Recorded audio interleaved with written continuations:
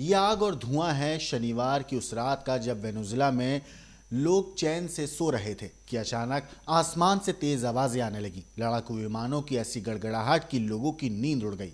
किसी को समझ ही नहीं आया कि ये हो क्या रहा है, लेकिन कुछ ही मिनटों में साफ हो गया कि कुछ बहुत बड़ा होने वाला है।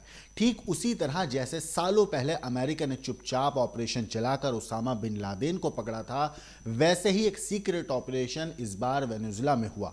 अमेरिकी सेना ने अचानक बड़ा हमला किया। इतना बड़ा हमला और सीधे वेनेजुएला के राष्ट्रपति निकोलस मादुरो और उनकी पत्नी सिलिया फ्लोरेस को पकड़कर देश से बाहर ले गए।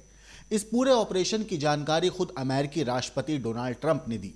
उन्होंने अपने social media platform truth social पर लिखा कि अमेरिका ने वेनेजुएला में बड़ी सैन्य कार्रवाई की है और मदुरो दंपत्ति को गिरफ्तार कर लिया है।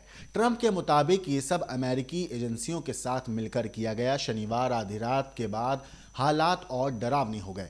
राजधानी काराकास में रात करीब 1:45 एक के बाद एक जोरदार धमाके सुनाई देने लगे। अलग अलग इलाकों में कम से कम 7 बड़े धमाकों की आवाजें आईं। लोगों ने बताया कि शहर के ऊपर बहुत नीचे उड़ते हुए लड़ाकू विमानों की आवाजें साफ सुनी जा सकती थीं। साफ लग रहा था कि कोई बड़ी सैन्य कार्रवाई चल रही है। खबरें ये भी हैं कि सिर्फ काराकास ही नहीं बल्कि वेनेजुएला के 4 और शहरों को भी निशाना बनाया गया। पूरा हमला करीब आधे घंटे तक चला, लेकिन इस आधे घंटे ने देश की राजनीति को हिला कर रख दिया। मीडिया रिपोर्ट्स के मुताबिक ये पूरा ऑपरेशन पूरी तरह गोपनीय रखा गया था। इसमें सिर्फ एयर स्ट्राइक ही नहीं हुई बल्कि अमेरिकी स्पेशल फोर्सेस और कानून लागू करने वाली एजेंसियां भी शामिल थीं। जिस तरह मदुरो को उनके सुरक्षित ठिकाने से उठाकर बाहर ले जाया गया, उसने 2011 के एबटाबाद ऑपरेशन के बाद जो हालात थे उस वक्त के वो याद दिला दिए।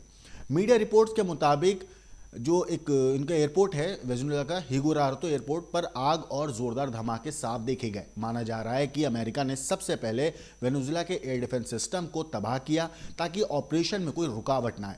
काराकास के सबसे बड़े सैन्य ठिकाने फुर्तरे त्यूना से भी धुएं के बड़े बड़े गुबार उठे दिखाई दिए।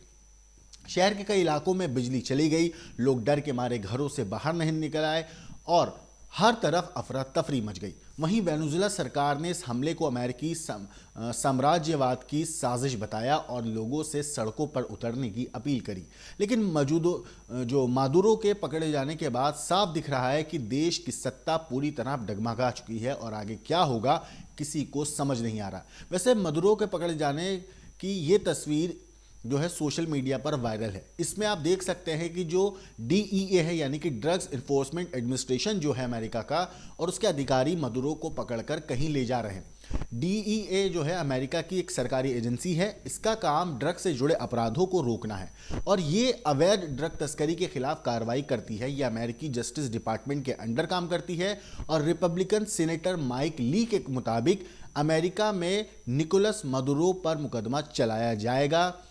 और साथ ही साथ बता दूं, ली ने यह भी कहा कि उनकी इस मामले में विदेश मंत्री मार्को रूबियो से बात हुई है। रूबियो ने उन्हें बताया कि मदुरो की गिरफ्तारी अमेरिकी एजेंसियों ने की। इसे सुरक्षित तरीके से अंजाम देने के लिए सैन्य कार्रवाई की गई थी। अमेरिका ने वैसे ये पहली बार नहीं है जब किसी राष्ट्रपति या तानाशाह को पकड़ा हो। इससे पहले अमेरिका 2 बार और कर चुका था, ये तीसरी बार था। इसके पहले आपको याद होगा साल 2003 में इराक और 1989 में पनामा में भी कुछ ऐसा ही ऑपरेशन चलाया गया था। अब पहले बात पनामा की करते हैं। 1989 में अमेरिका ने लैटिन अमेरिकी देश पनामा पर हमला किया था। अमेरिका ने पनामा के तानाशाह मैनुअल नोरिएगा को सत्ता से हटाया था, जिन पर ड्रग तस्करी और अमेरिकी विरोधी गतिविधियों में शामिल होने का आरोप था। हमले में अमेरिकी सेना ने पनामा सिटी समेत कई शहरों पर बमबारी की थी, जिसमें करीब 2000 लोगों की मौत हुई थी और नोरिएगा को गिरफ्तार कर लिया गया था और उन्हें फिर अमेरिका ले जाया गया था। इसके बाद बात करते हैं साल 2003 की, यानी कि इराक वॉर की। इराक में अमेरिका ने इराक पर हमला किया था। इसका मकसद साफ था उस हमले का कि इराक के राष्ट्रपति सद्दाम हुसैन को सत्ता से हटाना, जिन पर अमेरिका ने इराक के कई समुदायों पर हिंसा करने, अलकायदा का समर्थन करने और परमाणु हथियार रखने के आरोप लगाए थे। अमेरिकी सेना ने बगदाद समेत कई शहरों पर बमबारी की थी और सद्दाम की सरकार को गिरा दिया था। कुछ महीने बाद सद्दाम हुसैन को पकड़ लिया गया था। इसके बाद सद्दाम पर इराक की अदालत में मुकदमा चलाया गया था, जिस दौरान और इराक पर अमेरिकी सेना का पूरी तरीके से कंट्रोल था। तो ये पहली बार नहीं है जब इस तरीके की वारदात हुई हो या इस तरीके की कुछ चीज़ हुई हो। अमेरिका इससे पहले भी 2 बार ऐसा कर चुका था और ये तीसरी बार था।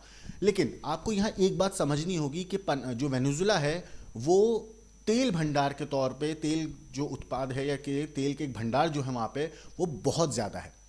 बाकी अमेरिका का इतिहास रहा है कि जहाँ तेल निकलता है वहाँ अमेरिका पहुँच जाता है, और कुछ ऐसा ही वेनेजुला में भी हुआ। बाकी इस पूरी चीज़ के ऊपर जो भी अपडेट आती रहेगी हम क्राइम तक पर आपको बताते रहेंगे, लेकिन इस पूरी चीज़ के ऊपर आपकी क्या कुछ राय है कमेंट करके ज़रूर बताइएगा देश और दुनिया की। लेकिन बाकी खबरों के लिए देखते रहिए क्राइम तक।